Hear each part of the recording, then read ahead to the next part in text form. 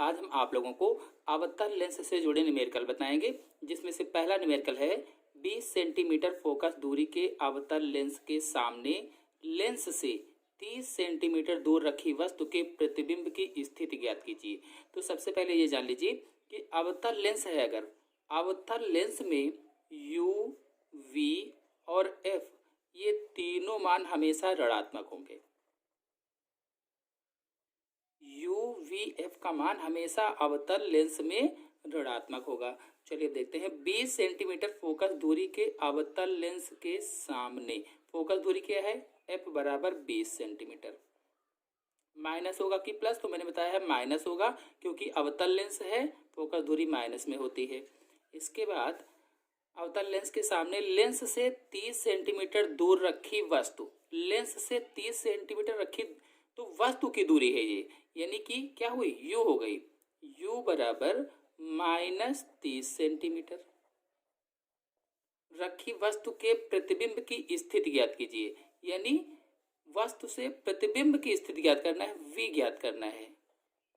अब आपको f भी मालूम है, u भी मालूम है, सूत्र लगाएंगे 1/f is equal to 1/v minus 1/u।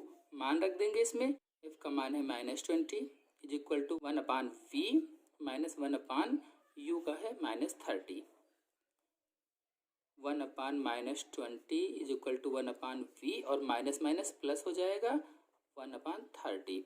अब इसको पक्षांतर कर लीजिए, तो अब इसको पक्षांतर कर लेते हैं। पक्षांतर करने पर -1/20 और ये 1/30 है, प्लस में इधर आएगा बराबर के, तो माइनस में हो जाएगा 1/v। यहाँ माइनस यहाँ माइनस, लासा पहले ले लेते हैं।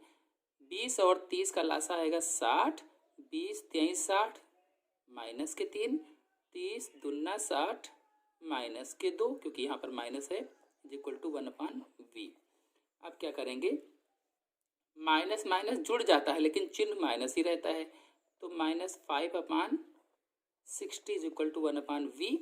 यहाँ से कट जाएगा, 5 एकम 5, 5 एकम 5, 5 दूनी 10, यानी ये आ जाएगा 1/12 इज इक्वल टू 1/v। तो v बराबर -12 सेंटीमीटर। इसमें हम लिख देंगे कि प्रतिबिंब वस्तु की तरफ लेंस से 12 सेंटीमीटर दूर बनेगा। दूसरा क्वेश्चन है, एक 25 सेंटीमीटर फोकस दूरी के अवतल लेंस की क्षमता क्या होगी।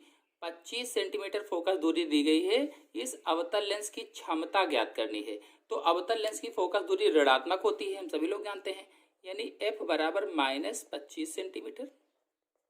और आपको बताया था मैंने पिछले वीडियो में कि यदि लेंस की फोकस दूरी सेंटीमीटर में दे रखी है तो सूत्र क्या होगा, p बराबर 1/f/100 हो जाता है, यानी p बराबर 100/f डायोप्टर होगा।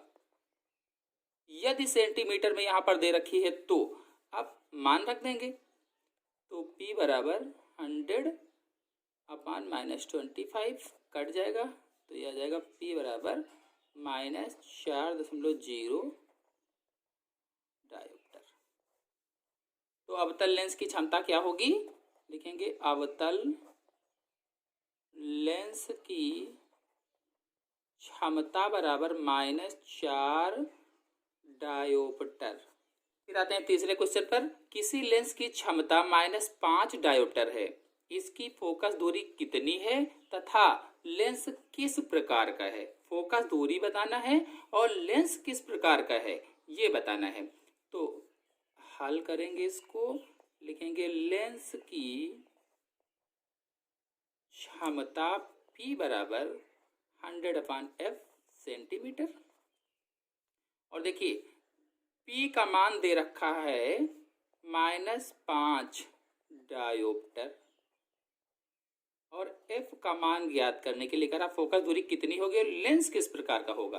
अब पहले फोकस दूरी ज्ञात कर लेते हैं, तो p की जगह पर p का मान रख देते हैं -5 100/f बटे 1 कर लेंगे, 3 गुणा कर देंगे, तो -5 f इज इक्वल टू 100, तो ये हो जाएगा f इज इक्वल टू 100 अपान -5, ये आ जाएगा f बराबर -20 सेंटीमीटर।